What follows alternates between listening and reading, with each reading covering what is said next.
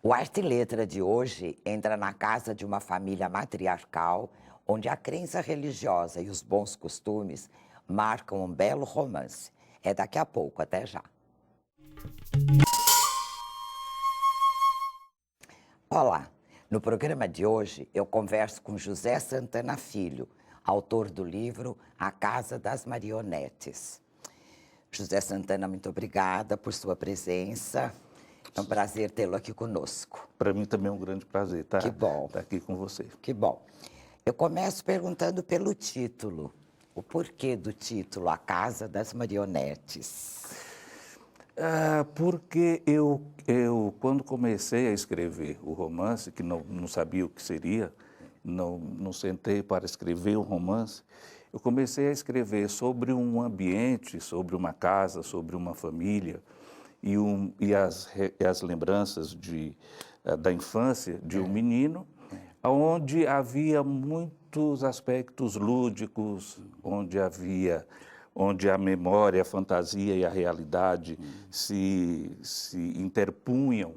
Então, isso me remeteu a bonecos, a fantasia, a um aspecto onírico.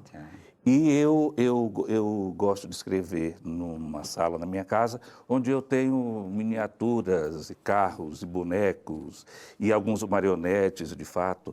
Então, aquilo apareceu. Acabou te inspirando, Eu pensei assim. numa casa de marionetes. Interessante. E depois, quando o texto começou a tomar corpo, e eu comecei a perceber que havia, de fato, uma pessoa determinante ali naquela família, que se tornou a avó, eu achei que então uma coisa se juntava à outra. Você foi muito feliz porque ao lado de um brinquedo que é o jogo das marionetes, né? Isso levado para os seres humanos, na tua história está bem marcado quem é que mandava, quem é que dirigia tudo aquilo. Sim. Não sei se foi essa a intenção, mas é essa a sensação que passa para o leitor. Né? Depois acabou, para mim, se estruturando dessa forma. Eu queria mesmo, assim, aliás, em duas camadas, talvez, porque numa primeira camada era exatamente isso. Havia ali uma mulher que tinha um poder, uma autoridade sobre aquela família, sobre aquela cidade, inclusive. Você já fala dela, espera um pouquinho. Tá bom, muito bem. Sim. Você vive na cidade de São Paulo há mais de 30 anos, não é? Mas o seu livro traz reminiscências, recordações, assim, características do interior. Sim. Isso foi proposital? São recordações de infância? Como é que é? Sim, sem dúvida. Foi proposital na medida em que a minha infância, aquele período, de fato, tem voltado com muita frequência para mim, especialmente depois que eu comecei a me dedicar à literatura, a escrever o que aconteceu nos últimos 4 anos. Então, eu tenho percebido que, como, se eu não me engano, é o Machado de Assis quem diz que o menino é o pai do homem, na minha literatura não há dúvida, pelo menos em boa parte dela. Você sente isso? Eu sinto isso e sou levado a escrever sobre este período. Acho que a infância é um período muito rico. A minha foi uma infância numa região onde, no outro livro meu, a Maria Adelaide Amaral fez o prefácio, e ela escreve que é uma ambientação onde realidade e ficção se misturam de uma forma. E eu realmente vivi ali. Some-se a isso o fato de eu ter sido um menino medroso, muito assustado. Então, todo esse ambiente, ao mesmo tempo mágico, lírico e assustador, contribuiu para a minha personalidade, sem dúvida, e tem aflorado muito agora na escrita. Que quando beleza. eu tenho voltado a escrever. Você havia começado a falar sobre a personagem que é a matriarca aí da sua história, né? Dona Emerenciana. A avó Ciana, né? Como Sim. eles chamavam. Você quis retratar esse matriarcado que existiu, na realidade, em muitas das famílias tradicionais brasileiras, né? Ou foi invenção sua, ou ela fez parte da sua família? Como é que é? Eu lhe diria, Maria José, não tem nada que eu possa lhe dizer com relação a esse livro, pelo menos no primeiro momento, que eu quis fazer daquela forma. eu quis levantar tal bandeira, eu quis abordar tal assunto. Você não fez um plano, uma Não, coisa? Você em foi absoluto. escrevendo. É. Agora, sim, eu conheço muitas famílias matriarcais, na minha região existe isso, embora haja o machismo e haja a autoridade masculina, mas a mulher sempre esteve muito presente, quando não na ribalta, nos bastidores. E na minha própria família, quer dizer, o meu avô eu não conheci, eu tive um tio mais velho que morreu, eu era muito criança, então o meu contato foi maior, de fato, com essas mulheres, com tias, com a minha avó, que era, assim, uma pessoa muito forte, muito autoritária, embora muito delicada, mas com muita Personalidade, né? Elas personalidade. têm essa marca, Sim, né? sim. Os homens, os antigos maridos, os maridos aí se mostram, né, como donos de tudo, mas na verdade quem manipula tudo são essas mulheres fortes, não é? Sim. Você tem uma das personagens em que você aborda o distúrbio mental, que a própria mãe, que é a avó emerenciana, nega a existência desse distúrbio. Você tem conhecimento se isso era comum antigamente, negar-se a presença dos distúrbios mentais, ou se hoje isso ainda perdura? Eu acho que, nesta época, pelo menos nessa ambientação aqui do livro, como para essa avó, ela precisava de ser reconhecida no seu papel, na sua autoridade, não cabia alguma coisa que quebrasse, A que perfeição, trincasse né? aquilo que ela queria que fosse tão respeitado, valorizado e tal.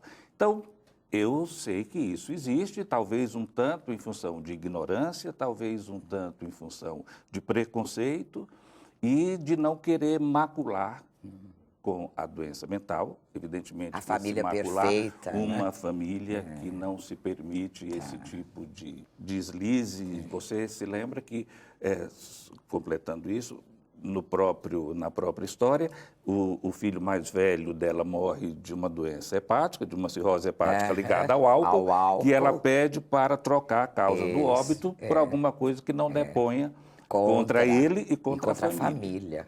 Isso é marcante. Esse é o né? raciocínio, eu acho. Porque seria uma nódoa, uma marca na família que não era permitido, né? Exatamente. Padre César, não existe doente mental em minha família. Nunca existiu e nem haverá de existir. Nesta casa, até as galinhas têm juízo de razão e o máximo que pode ter acontecido a Dália foi receber essa dádiva divina de ser infantil por mais tempo que os outros. A avó escandia cada sílaba das palavras. O padre não se intimidou. A própria Dália, que é essa que sofre, né, de algum distúrbio mental, ela é extremamente religiosa. Isso deve ser também alguma coisa marcada desse lado, né? E ela conta a você na história que toda vez que ela passava em algum lugar que tivesse um crucifixo, ou que ela soubesse que ali existia um crucifixo, ela se persignava, chegou até a ajoelhar uma vez na rua, né? E o sobrinho que a acompanhava ficou até meio envergonhado.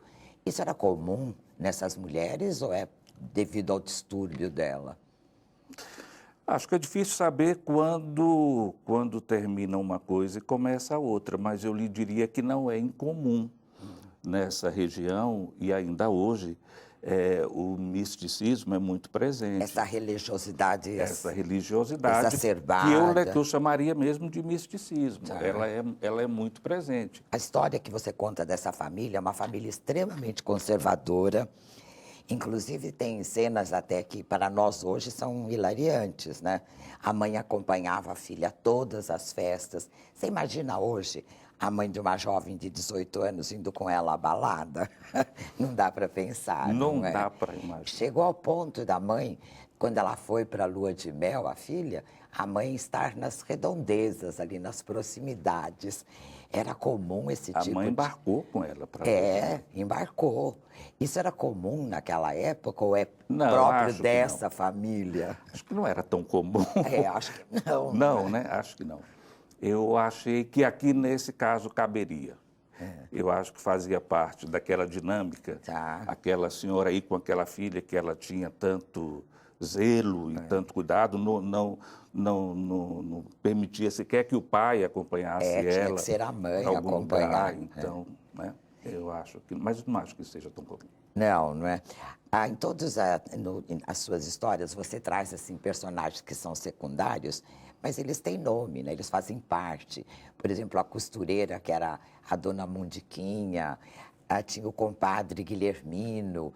Esses personagens existiram na realidade, assim, nesse seu conhecimento das famílias, ou você foi criando esse tipo de gente?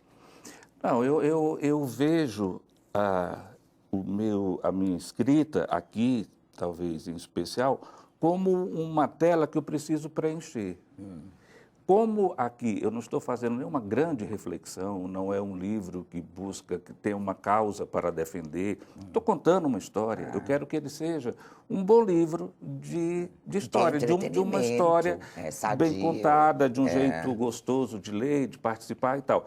Então eu acho que eu preciso nomear, deixar mais claro, eu quero que o leitor fique dentro daquele ambiente. E se eu apenas disser, chegou, foi dar uma entrevista e saiu, é diferente de eu dizer, chegou, conheceu, se apresentou para Maria José e entrou naquela sala verde que tinha um vaso de planta do lado direito. Eu acho que isso tudo contribui para trazer o leitor para o ambiente. Participando da disso. história. Sim. Você também escreve, isso eu achei fantástico na sua escrita, você é extremamente observador, acredito eu, e você descreve os locais, as situações, com bastante detalhes. É seu estilo, assim, de fazer a escrita? Acho que tem um pouco a ver com isso que eu lhe falei, e eu acho que isso também ajuda a imprimir alma à narrativa. Uma coisa que me agrada, tanto aconteceu isso no meu primeiro livro e nesse também, que as pessoas me perguntam se aquilo é a minha vida, se aconteceu aquilo, se eu tenho aquelas tias. Mas dá aquela ideia avó, para nós se eu tenho alguma tia que transporta mortos, se aquela galinha existiu de verdade. Aquela galinha é uma figura andradina, né? Andradina, isso. Quando forravam com os cobertores a cadeira de balanço, antes até da chegada da bisavó, Andradina começava o desfile, esmerando-se nas evoluções de pernas e quadris, alongando sem pressa as passadas, arrebitando o minúsculo rabo amarelo carente de penas, chegando a se colocar na ponta dos pés em delicado equilíbrio, voltando-se em seguida para a plateia suposta, avaliando o efeito da apresentação. Tiana logo adivinhou as intenções de Andradina, porque havia visto algo parecido na performance de Lazinha anos atrás, mas se manteve calada.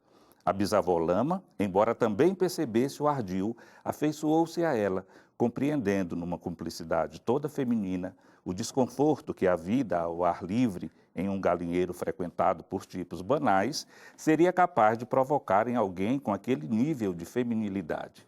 Essas coisas, se não aconteceram, poderiam ter acontecido. Sim. Se não aconteceram comigo, aconteceu com alguém. Alguma coisa eu devo ter visto. Faz parte desse universo. Eu devo ter visto, devo ter esquecido. E devo ter passado por algum lugar, por alguma situação semelhante. Eu acho que tudo isso é humano. Mesmo a galinha. Tudo isso é humano. Essa tudo isso afeição é que foi desenvolvida, né, pela galinha. Outra coisa que também é muito gostoso no seu livro, você cita muitas comidas típicas brasileiras. Estou aqui recordando da festa de aniversário da avó Ciana, que ela fez lá fora, né, na cozinha de fora, como você fala. Tinha duas cozinhas, era a cozinha de dentro e a cozinha de fora. Sim. Mesa farta, cheia de coisas. Lá tinha biju, caldo de mocotó, como é que é o outro? Cuscuz com leite. Carne de sol. E é tudo típico de que região do país? Dos interiores aí, da parte norte, nordeste? Certamente. Aqui no livro, em nenhum momento eu digo onde está aquela cidade, onde fica, não, nem você nada nada não disso. cita nada. Mas, para situar, assim, eu fui criado naquela região norte, nordeste, ali na divisa do Maranhão com Goiás, que hoje é o Tocantins. Aquela região recebe muita influência tanto do centro-oeste, quanto do norte, E do quanto do Nordeste, nordeste. Então, tem ali uma confluência de sabores, e míticas e Mas são coisas que o Brasil tragam pra todo história. conhece, né? E na minha casa, isso sim, a minha mãe sempre gostou de comida, de cozinhar, a mesa farta, é uma coisa também daquela região. Tá. Mesma coisa na casa da minha avó, e eu gosto dessas coisas até hoje, cada vez mais. Vamos fazer um breve intervalo e daqui a pouco eu volto com José Santana Filho. Não saia daí, o Artiletra volta já.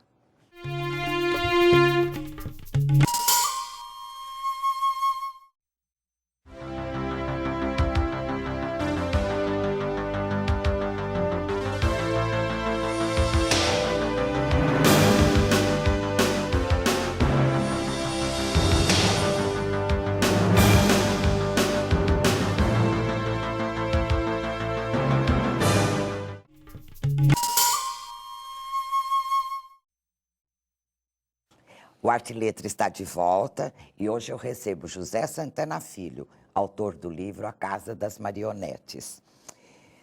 Santana é uma coisa que chama atenção. Você é formado em medicina e escritor, né? Você comentou ainda há pouco que você começou a escrever faz o quê? Uns 4 anos? Quando você era jovem, você não escrevia? Escrevia. Como é que você sentiu, assim, essa veia literária? Não, eu sempre gostei de escrever. Eu sempre gostei de ler, principalmente. Como eu lhe falei ainda agora, eu vivia numa região muito afastada, muito precária, muito atrasada, etc. Então, quando eu descobri os livros, isso foi uma coisa muito importante para mim. Tá. Aquilo respondeu a uma expectativa que eu tinha, a uma falta que eu sentia, alguma coisa do tipo. E eu escrevia como a maioria das pessoas gosta de escrever. Eu gostava de contar histórias, Tá. inclusive, como que contar novelas, contar histórias. Mas depois, com o tempo, isso ficou para o lado de lá. Medicina é uma coisa que exige muita dedicação, Sem muito dúvida. investimento e tal. Sem dúvida. E eu, nesses 20, quase, nesses 30 anos quase, pouco escrevi. Mas não posso dizer que parei de escrever terminantemente. Escrevi alguma coisa, sem a menor pretensão de absolutamente nada, não convivia com ninguém desse meio. Depois me surpreendi de saber o que existe hoje em dia, em São Paulo, pelo menos, de movimentos voltados à escrita, oficinas de escrita Muitos, criativa muitos. e muitos lançamentos e tal. Isso tudo, para mim, é uma descoberta dos últimos 4 anos. Beleza. Um belo dia, eu comecei a escrever. Me deu vontade de voltar a escrever. Você E a sente partir daí não uma parei mais. necessidade mesmo de escrever. Acho que né? sim. E talvez a necessidade já existisse, mas eu dei passagem para ela Porque uns tinha 4, 5 outras anos atrás. ocupações, né? Sim. E você tem uma escrita que eu considero, assim, bastante elaborada. Você não escreve simplesmente como se fala, você usa a língua na forma mais culta, você tem um bom vocabulário, você tem um estilo, assim, que é próprio. Todos os seus livros você escreve, assim, nesse estilo? Eu não li os demais, não é? Eu espero que isso não atrapalhe a leitura. Nunca. Não acredito que atrapalhe, não. Eu procuro, como eu escrevo primariamente para mim mesmo, porque não conheço outra forma, não vivo disso profissionalmente, então não tenho uma cobrança e tal. Eu vou escrevendo na medida do meu gosto, eu escrevo como eu gosto de ler. Tá, mas talvez. o seu texto é gostoso de ler, você tem prazer em ler. A história é interessante, você não atropela o leitor, você vai lentamente contando. Aliás, você divide, né, o seu texto todo, que é um romance na realidade, mas você divide em capítulos e você nomeia com nomes variados cada um deles, né? E não tem uma linearidade na história. Quer dizer, o todo compõe o romance, né? Foi escolha sua fazer isso ou foi meio ao acaso? Novamente foi ao acaso que depois eu entendi a lógica, entre aspas. E tanto que você vê que os capítulos se chamam a feiticeira, você a vai bruxa, nomeando alguma assim. coisa. E no final eu ponho o epílogo e no final eu coloco... Porque no final, não quero dizer aqui como é que termina o romance, não mas conte. aí é como se cada capítulo nomeasse um boneco Você da não tem, marionete. você não tem índice, não. Você vai nomeando só, por exemplo, você começa castelo. o primeiro capítulo, vai se chamar o castelo, né? Depois você tem outros, por exemplo, o outro, eu abri aqui aleatoriamente, a chuva. Sim. Então, é algum episódio que ocorre que o teu narrador está numa bela de uma chuva, né? Outro, por exemplo, é o marinheiro. Sim. Quem pega A desprevenido... sacerdotisa. A sacerdotisa. Quem pega desprevenidamente pode pensar que se trata de contos, né? Sim. E não é bem isso. São os capítulos que você vai nomeando e tem, no todo, forma o romance. Sim. E foi mesmo pensado nisso, não? Não foi pensado, porque quando eu comecei a escrever o livro, eu não sabia, inclusive, onde ele iria dar. Eu não sabia por que aquele narrador estava se lembrando daquilo. Tem alguma parte aí que você sente assim mais carinho ao ter escrito, ou que te diz mais ao coração? Como é que é? Olha, eu acho que eu me envolvi muito com todas as histórias que eu conto aqui. Eu conto aí com aquela pessoa, com aquela gente toda, tudo aquilo. Mas a tia Dália, em especial, assim, sei lá, me enternece de uma certa forma. Essa coisa de alguém que fica criança a vida inteira. E aí, evidentemente, que eu não estou romantizando a loucura, nem nada disso, até porque em nenhum momento eu digo que ela é louca. Não, de não, fato. em parte alguma do texto Exatamente, você fala mas dessa loucura. como eu tenho o capítulo do marinheiro, que chama O Marinheiro, onde ele está se lembrando de um passeio que fez com a tia Dália à praia, eu acho aquilo lá, eu gosto especialmente, talvez. Dessa parte. Eu fiquei assim... Eu achei um bom...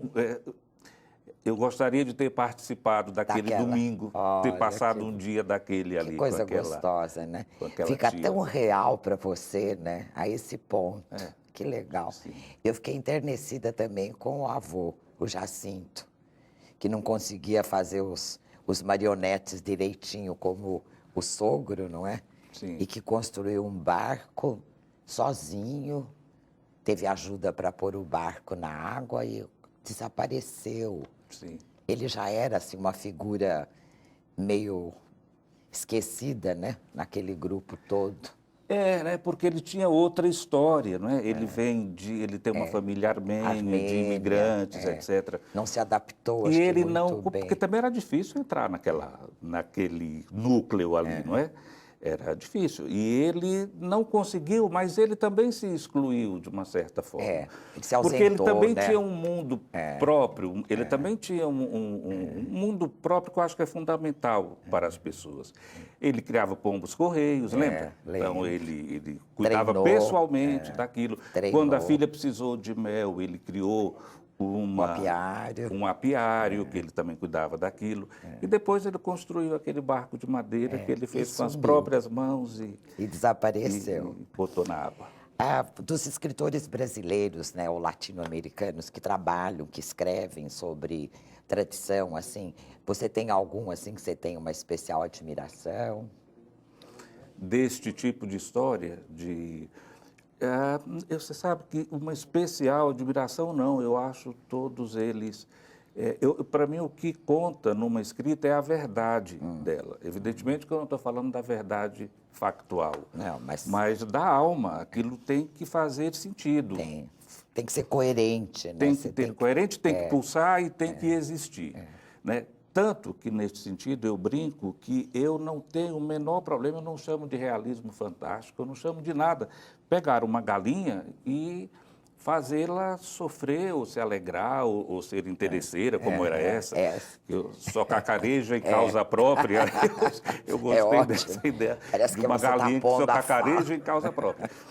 eu não, em nenhum momento eu paro para pensar que aquilo é fora do comum, ou que eu quero impactar o leitor, Na ou que eu ficção quero tudo é chegar... possível. Eu não sei. Tudo é possível. Por que não uma galinha que cacareja em causa própria, e que ela não quer ficar no galinheiro, que é mal frequentado, ela quer dormir ali, junto com a debaixo do família. cobertor, do mosquiteiro e tal, né?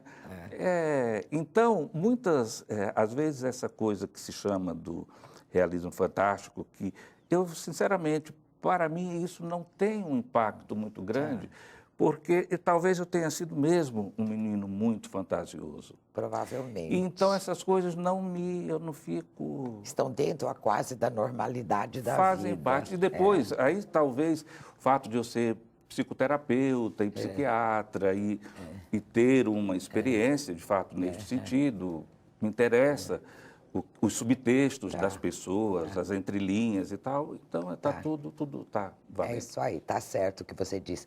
Esse não é seu primeiro livro, né? Você tem mais esses dois aqui. Esse foi o primeiro. Esse foi o primeiro. Tá. O Rio que Corre Estrelas, bonito título, quero lê-lo. E o outro é Beijinho, que é um livro de contos. O Beijinho e Outros Crimes Delicados. Outros Crimes Delicados. O Rio que Corre Estrelas é um romance, é uma história são só. fragmentos também de uma infância. Tá. E esse texto do Beijinho, de fato, é o que deflagrou essa minha, vou chamar de retorno para a literatura, porque eu mostrei para uma amiga que eu não via há muito tempo, uma jornalista também, escritora, a Nanete Neves, e ela levou para... A gente se encontrou num bar. No sábado eu estava com esse material, mostrei para ela, ela me ligou 2 dias depois e falou, nós precisamos dar um jeito de publicar isso. E ela tomou a frente e conseguiu, fez tudo. Que maravilha. Falando agora da sua capa, ela está bem interessante. Você teve participação nisto ou deixou por conta do fotógrafo, dos ilustradores? Como é que foi? A gente fez Aliás, a gente fez tudo conjuntamente com a editora. Eu gostei muito da participação deles na feitura do livro. E aqui acabou que ficou uma coisa que eu gosto, em especial, porque a ilustração foi feita lá em casa. Esses bonecos, a Santa, a Galinha, aqui, eles de fato existem, ficam no meu escritório, onde eu que escrevo. gostoso. Então, é uma foto de coisas suas. É interessante. Eu acho que essas coisas são importantes, assim, para você. Qualificam de uma forma diferente. E para o próprio leitor saber E o disso. que é de verdade, mesmo que o leitor não saiba desse detalhe em particular, mas chega a ele de alguma forma. No programa de hoje, eu conversei com José Santana Filho, autor do livro A Casa das Marionetes. O Arte e Letra fica por aqui e a gente se vê no próximo programa. Até lá.